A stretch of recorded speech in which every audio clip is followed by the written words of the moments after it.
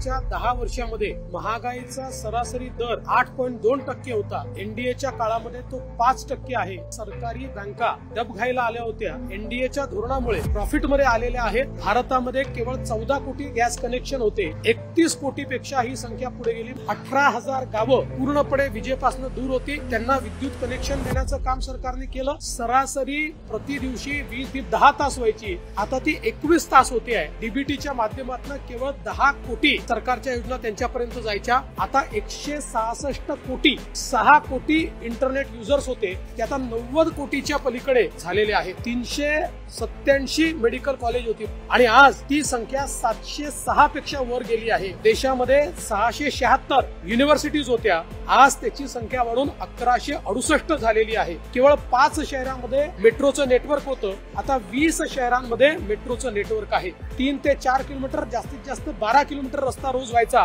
आज 28 किलोमीटर प्रतिदिन या वेगाने हे आपल्याला पाहायला मिळते। आपली निर्यात $7.6 होती, जी 3 पट वाढून $22.7 बिलियन झाली आहे। 2014 पर्यंत भारतात 350 स्टार्टअप होते, आता त्याची संख्या 1,17,000 झालेली आहे। युपीएचा कार्यकाळ हिस्टॉरिकली आपण बघितला असेल, एक काळा कार्यकाळ, केवळ मुठभर लोकांचं त्या ठिकाणी विकास करणारा कार्यकाळ, देशाला विकासापासून कोसो दूर नेणारा कार्यकाळ, घोटाळ्यांचा कार्यकाळ होता। एनडीएचा कार्यकाळ सबका साथ, सबका विकास, सबका विश्वास, सबका प्रयास या माध्यमातून भारताला जगातली 5वी सर्वात मोठी अर्थव्यवस्था बनवणारा कार्यकाळ राहिलाय।